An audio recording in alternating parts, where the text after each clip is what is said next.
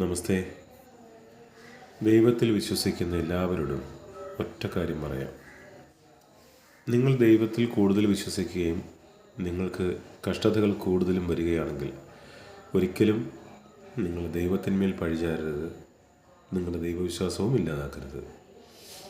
കാരണം ഇതാണ്, ചില സന്ദർഭങ്ങളിൽ ഭഗവാൻ നമ്മളെ പരീക്ഷിക്കും. എന്നോട് തന്നെ പലരും ചോദിച്ചിട്ടുണ്ട്, ക്ഷേത്രങ്ങളിൽ പതിവായി പോകുന്നുണ്ട്, വഴിപാടുകൾ നടത്തുന്നുണ്ട്, എന്നിട്ടും ഈ ദുഃഖം മാറാത്തത് എന്ത് എന്ന് ചോദിച്ചിട്ടുണ്ട്. ആ ചോദ്യം കേൾക്കുമ്പോൾ ഞാനും പലപ്പോഴും ചിന്തിച്ചിട്ടുണ്ട്, എന്തുകൊണ്ടായിരിക്കും ഇങ്ങനെ സംഭവിക്കുന്നതെന്ന്. നിങ്ങൾ ഒരു സത്യം മനസ്സിലാക്കുക. ദൈവത്തിലോട്ട് നിങ്ങൾ കൂടുതൽ അടുക്കുകയോ അല്ലെങ്കിൽ കൂടുതൽ വിശ്വസിക്കുകയോ ചെയ്യുന്ന സമയത്ത് ഏതെങ്കിലും തരത്തിൽ എവിടെയെങ്കിലും ഒരു പാളിച്ച, അതായത് നിങ്ങളുടെ ഏറ്റവും വലിയ ശക്തി എവിടെയാണ് ഇരിക്കുന്നത് എന്ന് പറഞ്ഞാൽ കുടുംബക്ഷേത്രം എന്ന് പറയുന്നതാണ്. ഈ കുടുംബക്ഷേത്രം എന്ന് പറയുന്നത് എല്ലാവർക്കും ചിലപ്പോൾ അറിഞ്ഞുകൊള്ളണമെന്നില്ല. അങ്ങനെ അറിയാത്തവരുണ്ടെങ്കിൽ നിങ്ങളുടെ വീടിൻ്റെ അടുത്ത് കാണുന്ന, ഏറ്റവും അടുത്ത് കാണുന്ന ഭദ്രകാളി ക്ഷേത്രം ഉണ്ടെങ്കിൽ അവിടേക്ക് പോയി സങ്കല്പം ചെയ്ത്, കുടുംബക്ഷേത്രമായി സങ്കല്പം ചെയ്ത് അവിടേക്ക് പോകണം. അങ്ങനെ പോവുകയാണെങ്കിൽ നിങ്ങൾ കഴിയുന്നതും മാസത്തിൽ ഒരു ദിവസമെങ്കിലും അവിടെ പോവുക. ഒരുപാട് ദൂരെയാണ് ക്ഷേത്രമെങ്കിൽ നിങ്ങൾക്ക് സ്വീകാര്യമായ ഒരു ദിവസം സ്വീകരിച്ചുകൊണ്ട് അങ്ങനെ പോവുക. അതിനുശേഷം മാത്രമേ നിങ്ങൾ മറ്റുള്ള ക്ഷേത്രങ്ങളിൽ പോകാൻ പാടുള്ളൂ. ഇപ്പം മനസ്സിലായോ? നിങ്ങൾ എത്ര പ്രാർത്ഥിച്ചാലും എത്ര വഴിപാടുകൾ ചെയ്താലും എന്തുകൊണ്ടാണ് ഫലിക്കാത്തതെന്ന്? നിങ്ങൾ കുടുംബദേവതയാണ്. നമ്മുടെ അമ്മയാണ് ആദ്യം ആരാധിക്കേണ്ടത്. അമ്മയെ ആരാധിച്ചതിന് ശേഷം മാത്രമേ നമ്മളെ ബന്ധുജനങ്ങളെ ആരാധിക്കാവൂ. അതിൻ്റെ ഒരു ലളിതമായ ഒരു കാര്യം പറഞ്ഞുതരാം. ഇപ്പോൾ നിങ്ങൾ നിങ്ങളുടെ വീട് വിട്ട് മറ്റൊരിടത്താണ് നിൽക്കുന്നത് കരുതിക്കൂ. പുരുഷനായിക്കോട്ടെ, സ്ത്രീ ആയിക്കോട്ടെ, മക്കൾ. അപ്പോൾ നമ്മുടെ കുടുംബ വീട്ടിൽ അമ്മ മാത്രമേ ഉള്ളൂ. കുടുംബ വീടിൻ്റെ ഇപ്പുറത്തോ അപ്പുറത്തൊക്കെ ബന്ധുക്കളുണ്ട്. നമ്മൾ ഒരു 6 മാസം കൂടുമ്പോഴോ ഒക്കെ, അല്ലെങ്കിൽ ഒരു വർഷത്തിലൊരിക്കലോ നമ്മുടെ കുടുംബ വീട്ടിലേക്ക് പോവുകയാണ്, നമ്മുടെ അമ്മയെ കാണാൻ പോവുകയാണ്. അപ്പോൾ അമ്മയെ കാണാൻ പോകുമ്പോൾ ഈ വിവരം അമ്മ അറിയുമല്ലോ. അപ്പോൾ അമ്മ സന്തോഷത്തോടെ ഇരിക്കും, എൻ്റെ മകൾ വരുന്നു, അല്ലെ എൻ്റെ മകൻ എന്നെ കാണാൻ വരുന്നു. അപ്പോൾ ആ ചെല്ലുന്ന സമയത്ത് നമ്മുടെ കുടുംബ വീട്, നമ്മുടെ അമ്മ നമ്മളെ കാത്തിരിക്കുന്നതും കടന്ന് അപ്പുറത്ത് നമ്മുടെ ഇളയമ്മയോ അല്ലെങ്കിൽ നമ്മുടെ മറ്റേതെങ്കിലും ബന്ധുവിനെ പോയി കണ്ടതിന് ശേഷമാണ് ഇങ്ങോട്ട് വരുന്നതെങ്കിൽ ആ അമ്മയുടെ മനസ്സ് വേദനിക്കില്ലേ? അപ്പം അമ്മ ചിന്തിക്കുക, എന്താ, എന്നെക്കാൾ പ്രിയപ്പെട്ടതാണത്, അല്ലേ? ആ വേദന നമുക്കൊരു വേദനയായിട്ട് മാറും. നിങ്ങൾ വളരെ ലളിതമായി ചിന്തിച്ച് നോക്കുക. ഇതാണ് വസ്തുത എന്ന് പറയുന്നത്.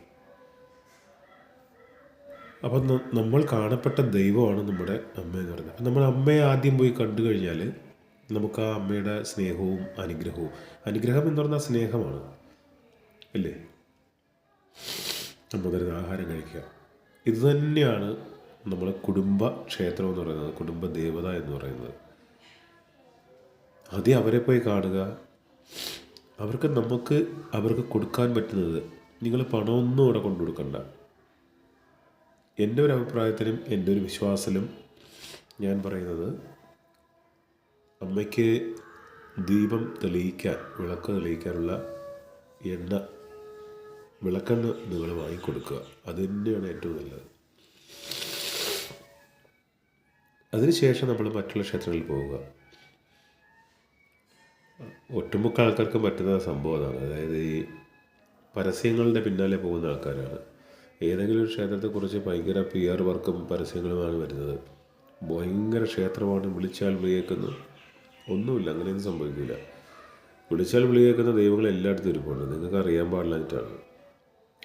നിങ്ങളങ്ങനെ ഓടി എവിടെയും പോകേണ്ട കാര്യമില്ല. നിഷ്ഠയോടെ നിങ്ങളുടെ കുടുംബദേവതയെ ആദ്യം ആരാധിക്കുക. അതിനുശേഷം മറ്റുള്ള ശക്തികളത് പൊയ്ക്കോളും. അതുപോലെ തന്നെ വീട്ടിൽ വിളക്ക് കത്തിക്കുന്നത്, നിലവിളക്ക് കത്തിക്കുന്നതും അങ്ങനെ തന്നെയാണ്.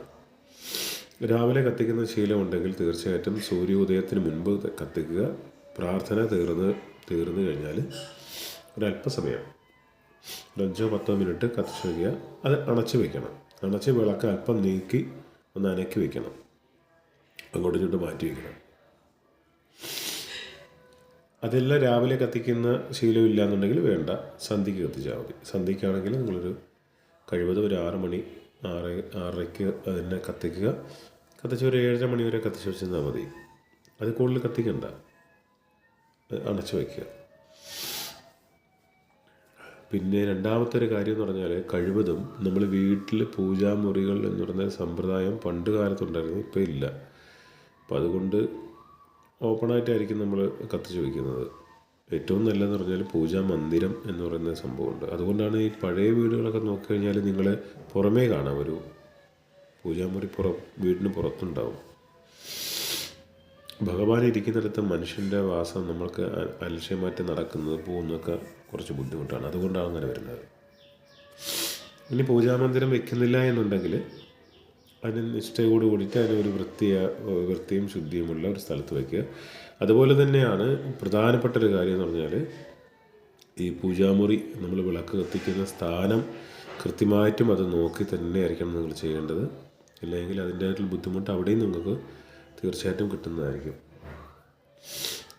ഒരു ദീപം നിലവിളക്ക് തെളിയിക്കുന്നത് കൊണ്ട് ഗുണവും ദോഷവും ഉണ്ട്. അപ്പോൾ അത് ശ്രദ്ധയോടെ നിങ്ങളത് നോക്കി അത് ചെയ്യണം.